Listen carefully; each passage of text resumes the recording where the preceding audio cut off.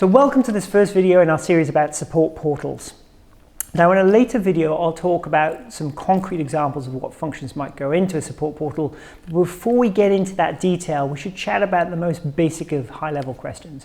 Why would you even need a support portal at all? Well, the simple answer is that it's an attempt to stop the phone ringing.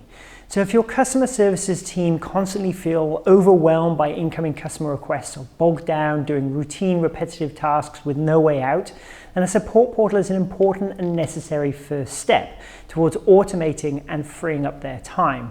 Note that I'm not saying that the support portal will replace the customer services team, far from it.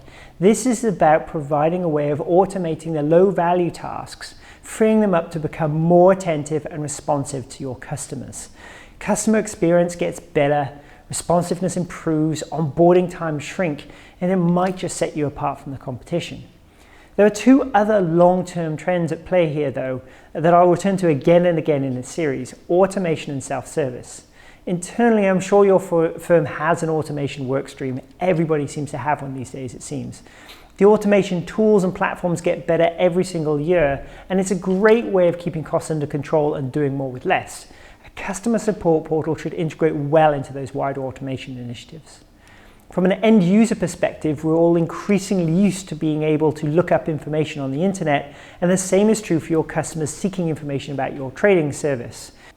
Now, there might be IP issues preventing you from making everything freely available on the public internet, of course, but few people would disagree that today people expect to be able to instantly find information that they need, rather than being forced to email or call somebody and then simply wait for an answer.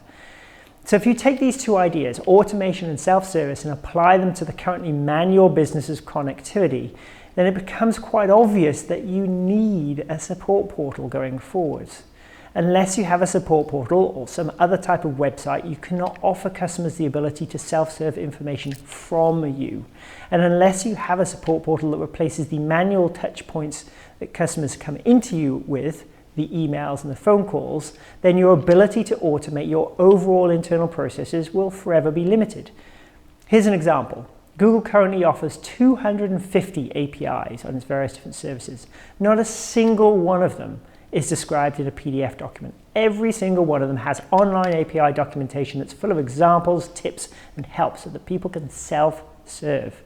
This way, Google can serve millions of developers simultaneously without having to have a massive call center to answer the queries.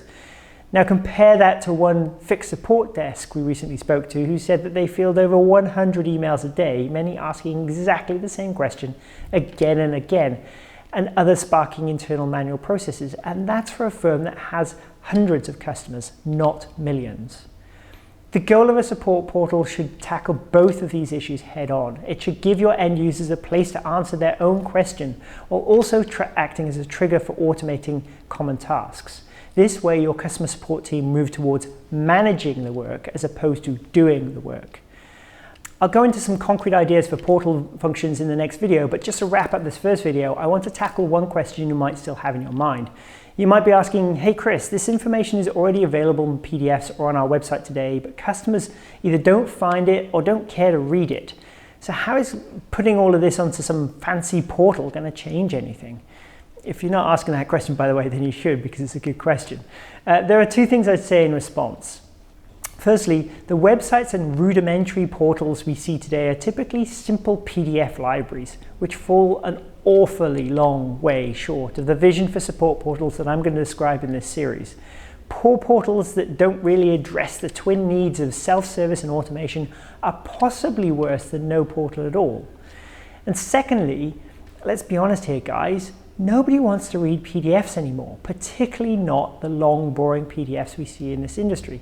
You don't read them, I don't read them, so why do you think that your customers will? You have to change the format and organize the content in a way that gets customers engaged and lets them find exactly what it is that they're looking for fast. Now, does this sound like a big project? Maybe it is, but don't worry, we're here to help. One step at a time though. In the next video, I'm going to start to describe some of the functions a great customer portal might offer your customers. So I'll see you then.